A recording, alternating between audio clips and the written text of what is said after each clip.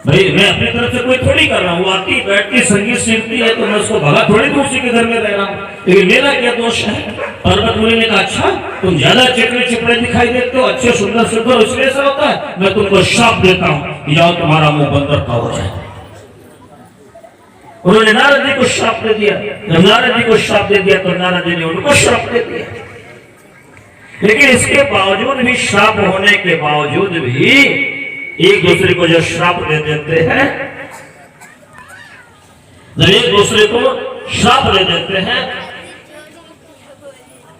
नारद जी ने श्राप दिया कि जाओ तुम मृत्यु लोक में ही विचरण करोगे, भ्रमण करोगे, और पर्वत मुनि ने श्राप दे दिया कि जाओ तुम्हारा मुंह बंदर का होगा। तो उनका मुंह जब बंदर का हो गया तब भी कहते हैं कि वो दमयंती ने कहा तब भी क्या हुआ, उनकी शक्ल बिगड़ गई है तो क्या हुआ, लेकिन अब मैंने संकल्प किया मैं विवाह इन्हीं के साथ करूंगी। राजा संजय ने विवाह कर दिया। ये कथा नारद बाबा जी सुना रहे थे। अरे कथा कहां से शुरू हुई थी? एक बार भगवान विष्णु से नारद जी ने कहा था मैं आपकी माया को देखना चाहता हूं। माया को देखना चाहते हो? नारद ऐसे कैसे देखो, चलो जब समय आएगा तो दिखा देंगे। दिखा देंगे तो ये माया देखी नारद बाबा ने। माया देखी, शादी हुई, और शादी होने के बाद में बच्चे हुए, और बच्चे होने के बाद में कहते हैं कि वो एक बार अपनी पत्नी दमयंती और बच्चों के साथ घूमने जा रहे थे।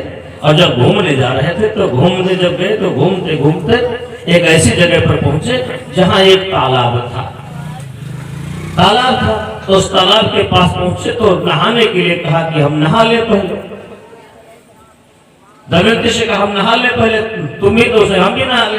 दोनों नहाने चले तो क्या कहते हैं, नारद जी ने देखा जैसे डुबकी लगाई तो क्या देखा कि दमयंती दूसरे किनारे उतरी पानी में, उसमें डूब गई। अब उसको चिल्लाया अरे ये डूब गए। तब तक बच्चे लोग आए छोटे छोटे, वो भी तालाब में डूब गए। जब ये भी डूब गए तो अपना बेचारे उस तालाब में थे तो छटपटाए कि मेरा तो पूरा परिवार ही चला गया, मेरा तो पूरा परिवार ही चला गया। उसके बाद उसमें छटपटाए कि अब तो मेरा सब कुछ नष्ट हो गया। जब सब कुछ नष्ट हो गया तो जब तालाब में से सिर जब बाहर निकाला उन्होंने तो देखा भगवान विष्णु खड़े किनारे मंद मंद मुस्कुरा रहे थे। कहा प्रभु ये क्या है? कहा कुछ नहीं है।